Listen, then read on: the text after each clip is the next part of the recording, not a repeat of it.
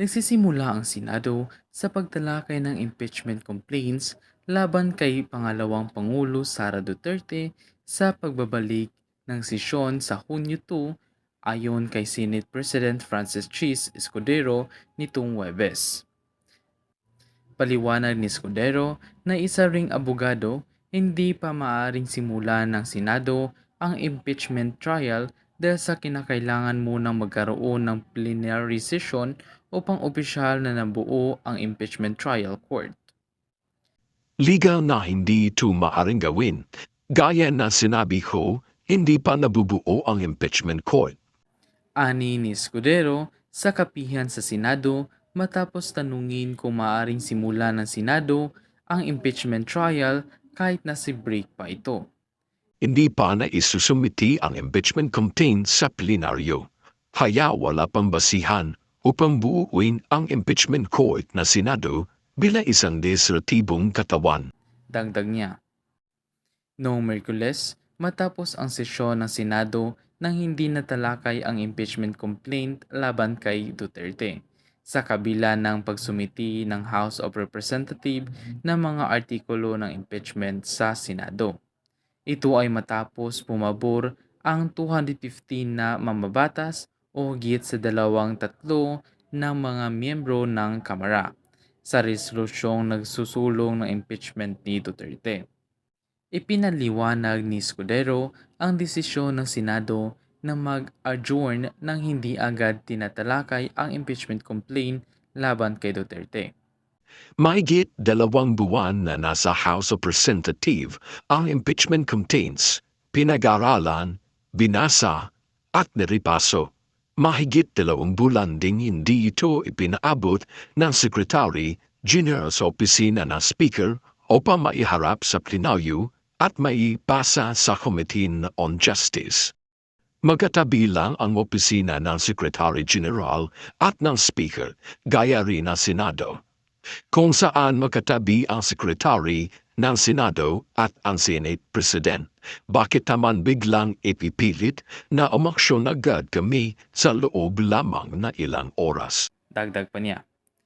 Dagdag ni Escudero, Kung hindi sila nagmamadali noon, siguro wala silang sapat na basihan para madaliin kami, lalo na't ipinandala lamang ito sa amin sa huling araw ng sesyon. Halos alas 5 na ng hapon. noong Miyerkules ng hapon, personal na inabot ng House Secretary General Gerald Velasco kay Senate Secretary Renato Bandug Jr. ang mga artikulo ng impeachment laban kay Duterte. Kasama niya nung nagtungo sa Senado si House Sergeant at Arms, retired Police Major General Napoleon Taas. Bago ito, sinabi ni Velasco na hindi mababa sa 215 membro ng kasama ang lumagda at nanumpa sa kanya bilang pagsuporta sa ika-4 na impeachment complaint laban kay Duterte sa isang plenary session ng mababang kapulungan.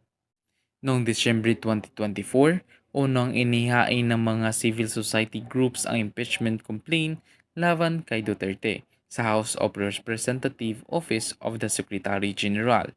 Kasunod nito, dalawang magkahiwalay na impeachment complaints pa ang isinasama noong parehong buwan na pawang may kaugnayan sa mundo'y maling paggamit ng confidential funds ng Office of the Vice President.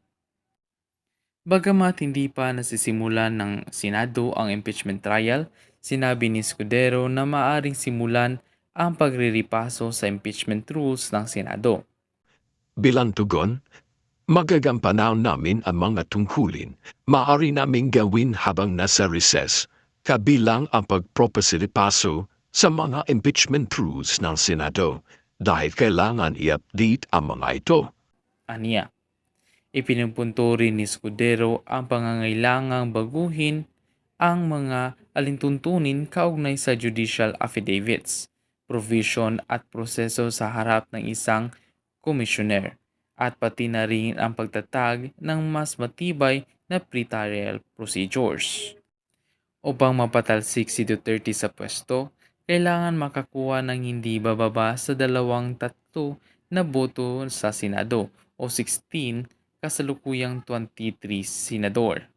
Sa ngayon, kilalang kaalyado ni Duterte sa Senado sina Ronald Bato de la Rosa, Christopher Bongo, Rubin Padilla at Amy Marcos. Sina de la Rosa, Go at Marcos ay pawang tatakbo para sa re-election sa darating na halalan sa Mayo. Sina de la Rosa at Go ay nasilalim ng Partido ng Demokratikong Pilipinas Lakas ng Bayan or PDP Laban na pinamunuan ni dating Pangulong Rodrigo Duterte. Si Senador Amy Marcos naman, nakatatandang kapatid ni Pangulong Ferdinand Marcos Jr. ay unang isinasama sa administrasyon's senatorial slate. Ngayon, kalaunan ay nagdesisyong hindi na sumama rito. Paliwanag ni Marcos, Kailangan ko manatili malaya upang makausap ang lahat ng pani at may sa katuparan ang mga kanilangang gawin. ang nabanggit ng mga senador ay kailangang nakaikayat ng 4 pang kasamahan upang makamit ang isang akwitwal. Ikaw, ano masasabi mo sa video ito? Pag-share po yan sa comment section. At kung gusto mo rin mag-request ng video, i-comment na din ang title para magawan ko na ang research. And thank you guys for watching. I hope you like these videos. And if you want more videos like this, don't forget to subscribe and click the bell button for more updates. And see you on my next video.